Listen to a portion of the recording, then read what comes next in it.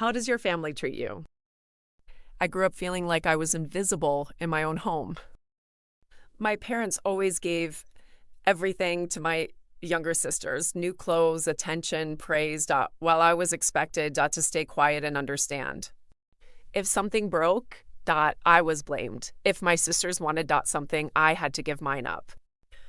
I still remember the night I got accepted into a good school program. I ran home excited, holding the paper tightly in my hands, hoping for once my family would be proud of me.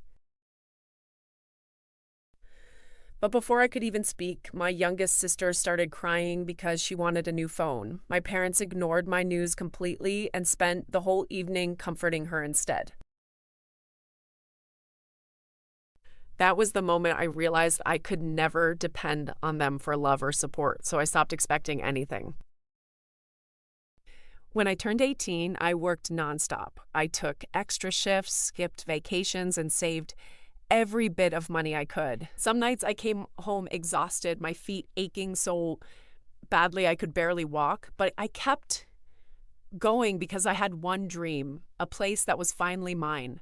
Years later, I bought a small house on the edge of the city. It wasn't huge, but to me it felt like freedom.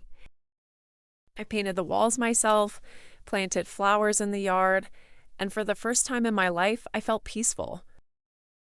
Then my younger sister got engaged. At first, she acted sweet. She visited my house with fake smiles and COMPLMTS, saying how perfect it was for starting a family.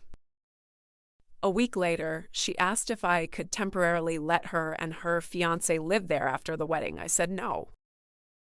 That's when everything changed. She started calling me every day, demanding the house because family helps family. My parents joined in too, saying I owed my sister because she was getting married.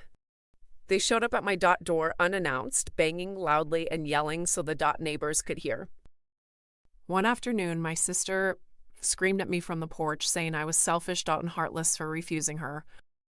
Her fiancé stood beside her, glaring at me like I was the villain. But after everything they had done to me growing up, I was done being silent. I warned them to leave. They refused, so I called the police.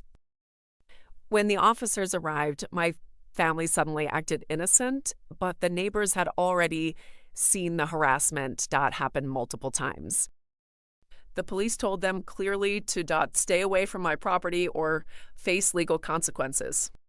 That night, after the police cars disappeared down the street, I sat alone in my living room.